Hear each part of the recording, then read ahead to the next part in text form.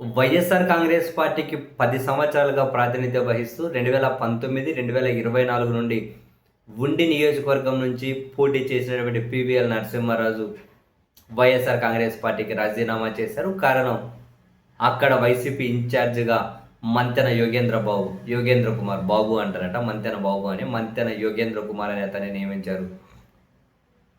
ఆ నియామకాన్ని నిరసించుకుంటూ పీవీఎల్ నరసింహారాజు వైసీపీకి రాజీనామా చేశారు. రాజీనామా చేసుకుంటూ బై డిఫాల్ట్గా వైసీపీలోనే ఆయన రాజకీయ ప్రత్యర్థి కాబట్టి పైరవీకారులకు ప్రియారిటీ ఇస్తే అటువంటి వాళ్ళ వెంబడి నేను నడవలేను అని చెప్పి ఆయన రాజీనామా చేశారు.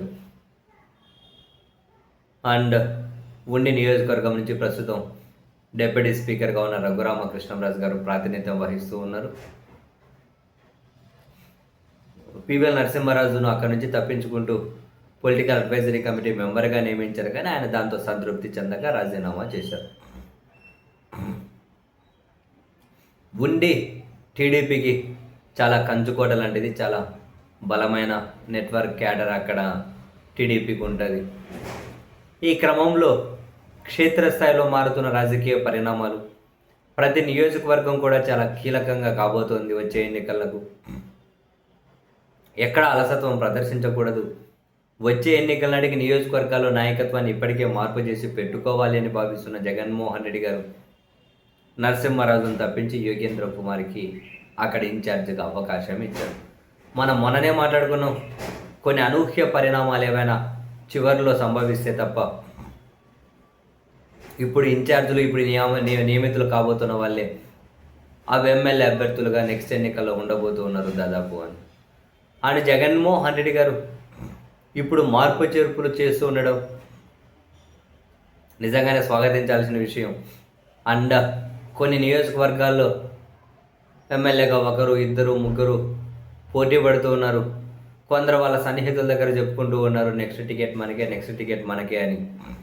ఇటువంటి చోట్ల కూడా జగన్మోహన్ రెడ్డి గారు క్లారిటీ ఇవ్వాల్సి ఉంటుంది. ప్రత్యక్షంగా పరోక్షంగా ఖచ్చితంగా చెప్పాల్సి ఉంటుంది. అదిగో ఈ నియోజకవర్గ ఇన్ఛార్జ్ ఇస్తానే అని చెప్పి ఇలా ముందే ప్రకటించేశారనుకో, అదిగో కొందరు వాళ్ళ దారి వాళ్ళు చూసుకుంటారు. చివరిలో కనుక ఏమైనా విభేదాలు, ట్విస్టులు చోటు చేసుకున్నాయనుకో, క్యాడర్ కూడా అనవసరమైన గందరగోళానికి గురవుతారు. సో ఇవన్నీ మనసులో పెట్టుకొని, ఇవన్నీ పరిగణలోకి తీసుకునే కాబోలు జగన్మోహన్ రెడ్డి గారు ముందే ఒక రకంగా అభ్యర్థులనే వడబోస్తూ ఉన్నట్లు, ఒక రకంగా ముందే అభ్యర్థులను ప్రకటిస్తున్నంత పని చేసుకుంటూ వస్తూ ఉన్నారు. అనూహ్యమైన ట్విస్టులు చోటు చేసుకుంటే తప్ప దాదాపు వీళ్ళే నెక్స్ట్ అభ్యర్థులుగా ఉండొచ్చు కూడా. మరి ఏది ఏమైనా మరికొన్ని నియోజకవర్గాల్లో కూడా ఖచ్చితంగా నెక్స్ట్ ఎన్నికల మీద ఆశలు పెట్టుకున్న వైఎస్ఆర్ కాంగ్రెస్ పార్టీ నెక్స్ట్ నాయకత్వం కూడా ఉన్నారు పోటీగా, ఇద్దరు ముగ్గురు కొన్ని నియోజకవర్గాల్లో. సో అక్కడ కూడా క్లారిటీ ఇవ్వాల్సిన అవసరం ఉందేమో, అఫ్కోర్స్ లేదు. ఒకవేళ ఇప్పుడే అన్నీ క్లియర్ చేసి క్లారిటీ చేసేసిన ఎవరైనా అసంతృప్తితో అధికార పార్టీ వైపు వెళ్ళి ఆ నియోజకవర్గాల్లో